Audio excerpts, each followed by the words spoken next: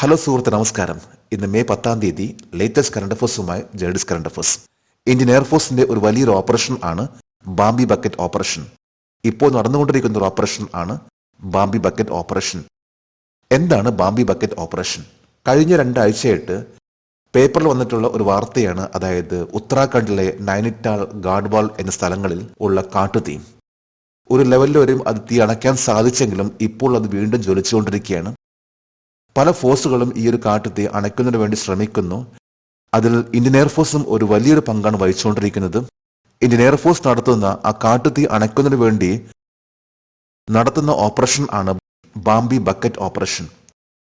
ഇന്ന് ഏതാണ്ട് 44,600 ലിറ്റർ വെള്ളമാണ് ഇന്ത്യൻ എയർഫോഴ്സ് പർവ്വതങ്ങളിൽ ഈ കാട്ടുതീയുള്ള പ്രദേശങ്ങളിൽ ഒഴിച്ചിട്ടുള്ളത്. 23 തവണയാണ് ഇന്ത്യൻ എയർഫോഴ്സിന്റെ Mi-17 V5 ഹെലികോപ്റ്റർ ഉപയോഗിച്ചിട്ടുള്ളത്. ഇന്ത്യൻ എയർഫോഴ്സ് ബാംബി ബക്കറ്റ് ഓപ്പറേഷന് വേണ്ടി ഉപയോഗിക്കുന്ന ഹെലികോപ്റ്റർ ആണ് Mi-17 V5 ഹെലികോപ്റ്റർ. അപ്പൊ നമുക്കെല്ലാവർക്കും മനസ്സിലായി കാണുമെന്ന് കരുതുന്നു. ബാംബി ബക്കറ്റ് ഓപ്പറേഷൻ ഇന്ത്യൻ എയർഫോഴ്സിന്റെ ഉത്തരാഖണ്ഡിലെ നൈനിറ്റാൾ, ഗാഡ്വാൾ എന്നീ സ്ഥലങ്ങളിലെ വനഭൂമി കത്തി നശിക്കുന്നതിനെ അതിനെ തടയുന്നതിന് വേണ്ടിയുള്ള ഒരു ഓപ്പറേഷൻ ആണ് ബാംബി ബക്കറ്റ് ഓപ്പറേഷൻ. ലേറ്റസ്റ്റ് ആയിട്ടുള്ള കറണ്ട് അഫേഴ്സ് നമ്മൾ എന്നും അപ്ഡേറ്റ് ചെയ്യാനുള്ള ഒരു ശീലം ഉണ്ടാക്കിയെടുക്കാൻ ശ്രമിക്കണം. അത് നമുക്ക് എപ്പോഴും സഹായിക്കുകയുള്ളൂ. ജേഡിസ് കറണ്ട് അഫേഴ്സിന്റെ ഇന്നത്തെ ഈ വീഡിയോ കണ്ടിട്ട് ഇഷ്ടപ്പെടുകയാണെങ്കിൽ ഈ ചാനൽ സബ്സ്ക്രൈബ് ചെയ്യാനും ഷെയർ ചെയ്യാനും മറക്കരുത്. നമുക്ക് മറ്റു കറണ്ട് അഫേഴ്സിലേക്ക് പോകാം. 2024 +2 ഹയർ സെക്കൻഡറി പരീക്ഷയുടെ വിജയ ശതമാനം എത്ര? 78.69%. ഇന്നലെ May 9 directorate of higher secondary education +2ന്റെയും VHSCയുടെയും പരീക്ഷാഫലം പ്രഖ്യാപിച്ചു. 78.69% വിജയ ശതമാനമാണ് +2 വന്നിട്ടുള്ളത്. VHSC ആണെങ്കിൽ 71.42%. മെയ് 8 പ്രഖ്യാപിച്ചിട്ടുള്ള SSLC പരീക്ഷയുടെ വിജയ ശതമാനമായിരുന്നു 99.69%. ഇപ്പൊ SSLC പരീക്ഷയുടെ വിജയ ശതമാനം 99.69%. +2 ആയപ്പോഴേക്കും അത് 78.69% മാറി. മുന്നോട്ടുള്ള പഠനം, അത് ഗ്രാജുവേഷൻ അതുപോലെ കോഴ്സ് വരുമ്പോൾ ഇതിന്റെ പാസിംഗ് പെർസെൻറ്റേജ് വീണ്ടും കുറഞ്ഞു വരുന്നു. പിന്നീട് PSC UPSC പരീക്ഷ വരുമ്പോഴേക്കും വീണ്ടും നമുക്ക് കാണാൻ സാധിക്കും പാസിംഗ് പെർസെൻറ്റേജ് അല്ലെങ്കിൽ കട്ട് ഓഫ് ലിസ്റ്റിൽ വരുന്ന ആ ഒരു ഇത് വീണ്ടും കുറയുകയാണ്. നമ്മൾ കൂടുതൽ സമയം ചെലവഴിച്ചാൽ മാത്രമേ നമ്മുടെ പാസിംഗ് പെർസെൻറ്റേജ് അല്ലെങ്കിൽ നമ്മുടെ സ്കോർ ഏറ്റവും ടോപ്പ് ലെവലിലേക്ക് എത്തിക്കാൻ സാധിക്കുകയുള്ളൂ. അത് ഒരു ഡിഗ്രി കോഴ്സിന് വേണ്ടി ആയിക്കോട്ടെ അല്ലെങ്കിൽ ഒരു കോമ്പറ്റേറ്റീവ് എക്സാമിനായിക്കോട്ടെ, നമ്മുടെ സമയം, അർപ്പണബോധമാണ് നമുക്ക് ഏറ്റവും അത്യാവശ്യം. ഹെൻലി ആൻഡ് പാർട്ട്നേഴ്സ് റിപ്പോർട്ട് അനുസരിച്ച് ഏറ്റവും സമ്പന്നമായ 50 നഗരങ്ങളുടെ പട്ടികയിൽ ഇന്ത്യയിലെ ആദ്യ 2 നഗരങ്ങൾ ഏതാണ്? മുംബൈയും ഡൽഹിയും. Henley and partners new world health report പ്രസിദ്ധീകരിച്ചു. 50 ടോപ്പ് നഗരങ്ങൾ, അതായത് ഏറ്റവും സമ്പന്നമായിട്ടുള്ള 50 നഗരങ്ങളുടെ പട്ടികയിൽ ഇന്ത്യയിൽ നിന്ന് മുംബൈയും ഡൽഹിയും ഭാഗമായി. മുംബൈ 24ാം സ്ഥാനത്താണ്. അതുപോലെ ഡൽഹി ആണെങ്കിൽ 37ാമത്തെ സ്ഥാനത്താണ്. ഇന്ന് ഏറ്റവും ടോപ്പ് ലെവലിൽ നിൽക്കുന്ന നഗരമാണ് ന്യൂയോർക്ക്. ഇവിടെ 3,40,000 മില്യണേഴ്സും 58 ബില്യണേഴ്സ് ആണുള്ളത്. 2ാം സ്ഥാനത്ത് ടോക്കിയോ, 3ാം സ്ഥാനത്ത് bay area, 4 London, Singapore, loss Angeles, Hong Kong എന്നിങ്ങനെ പോകുന്നു. ഇപ്പൊ ഏറ്റവും കൂടുതൽ മില്യണേഴ്സ്, ഏറ്റവും കൂടുതൽ ബില്യണേഴ്സ് ഉള്ള ഒരു നഗരത്തെയാണ് ഏറ്റവും ടോപ്പ് ലെവലിലേക്ക് വന്നുകൊണ്ടിരിക്കുന്നത്. മുംബൈ 24ാമത്തെ സ്ഥാനത്താണ്. മുംബൈയിൽ 58,800 ബില്യണേഴ്സും 29 ബില്യണേഴ്സ് ആണുള്ളത്. ഡൽഹി ആണെങ്കിൽ 37ാമത്തെ സ്ഥാനത്താണ്. ഡൽഹിയിലാണെങ്കിൽ 16 ബില്യണേഴ്സ് ആണുള്ളത്. അതുപോലെ തന്നെ മില്യണേഴ്സ് ആണെങ്കിൽ 30,700. 350 T20 വിക്കറ്റ് തികച്ച ആദ്യ ഇന്ത്യൻ ബൗളറായി ചരിത്രം സൃഷ്ടിച്ചത് ആരാണ്? യുസ്വേന്ദ്ര ചാഹൽ.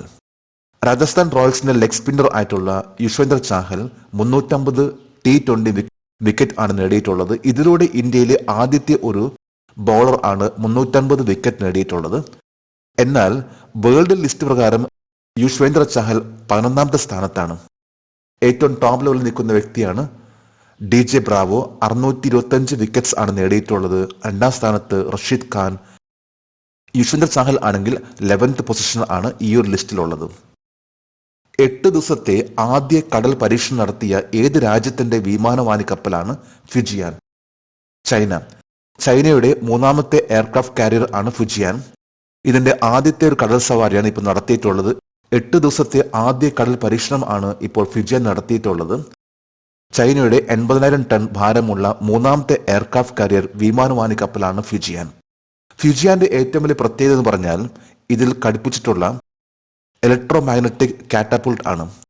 ഇലക്ട്രോമാഗ്നറ്റിക് കാറ്റപ്പുൾട്ട് എന്ന് പറയുന്ന ഈ ഒരു ഡിവൈസ് അല്ലെങ്കിൽ ടെക്നോളജി ഒരു വിമാനം ലോഞ്ച് ചെയ്യുന്നതിന് വേണ്ടി, ഒരു വിമാനം ടേക്ക് ഓഫ് അതുപോലെ തന്നെ ലാൻഡിങ്ങിന് സഹായിക്കുന്ന ഒന്നാണ് ഈ ഒരു ഇലക്ട്രോമാഗ്നറ്റിക് കാറ്റപ്പുൾട്ട് എന്ന് പറയുന്ന ഒരു ഇക്വിപ്മെന്റ്. അപ്പൊ ഇത് ഇന്ന് ലോകത്തുള്ളത് ഒരേ ഒരു രാജ്യത്തിന് മാത്രമായിരുന്നു, അത് US ആണ്. ഇപ്പോൾ രണ്ടാമത്തെ രാജ്യമായിട്ട് മാറിയിരിക്കുകയാണ് ചൈന. ഇലക്ട്രോമാഗ്നറ്റിക് കാറ്റപ്പുൾട്ട് ഇക്വിപ്ഡ് സ്ട്രാറ്റജി പ്ലാറ്റ്ഫോം ആണ് ഇതിന് പറയുന്നത്.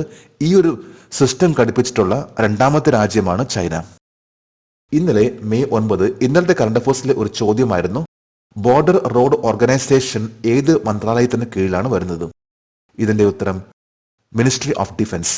മിനിസ്ട്രി ഓഫ് ഡിഫൻസിന് കീഴിൽ വരുന്ന ഒരു ഓർഗനൈസേഷൻ ആണ് ബോർഡർ റോഡ് ഓർഗനൈസേഷൻ. ഇത് പ്രധാനമായിട്ടും ബോർഡേഴ്സിലെ അതിർത്തികളിലെ റോഡ് നിർമ്മാണം, ടണൽ നിർമ്മാണമാണ്. ഈ ഒരു ഓർഗനൈസേഷൻ പ്രധാനമായിട്ടും ബോർഡേഴ്സിലെ അതിർത്തികളിലെ റോഡ് നിർമ്മാണം ഒപ്പം തന്നെ ടണൽസിന്റെ നിർമ്മാണവുമാണ്. 1960 മെയ് 7 ബോർഡർ റോഡ് ഓർഗനൈസേഷൻ സ്ഥാപിതമായിട്ടുള്ളത്. ജെഡിസ് കറണ്ട് അഫയേഴ്സിന്റെ ഇന്നലത്തെ ഈ ചോദ്യത്തിന് മറുപടി നൽകിയിട്ടുള്ള ഓരോരുത്തർക്കും ജെഡിസ് കറണ്ട് അഫയേഴ്സിന്റെ ആശംസകൾ. നമുക്ക് ഇന്നത്തെ കറണ്ട് അഫയേഴ്സ് ഒന്നുകൂടി റിവൈസ് ചെയ്യാം.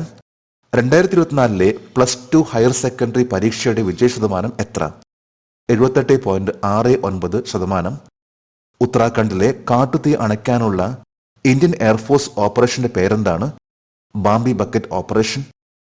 ഹെൻലി ആൻഡ് പാർട്ട്നേഴ്സിന്റെ റിപ്പോർട്ട് അനുസരിച്ച് ഏറ്റവും സമ്പന്നമായ 50 നഗരങ്ങളുടെ പട്ടികയിൽ ഇന്ത്യയിലെ ആദ്യ 2 നഗരങ്ങൾ ഏതാണ്? മുംബൈയും ഡൽഹിയും. 350 T20 വിക്കറ്റ് തികച്ച ആദ്യ ഇന്ത്യൻ ബോളറായി ചരിത്രം സൃഷ്ടിച്ചത് ആരാണ്? യുശ്വേന്ദ്ര ചാഹൽ.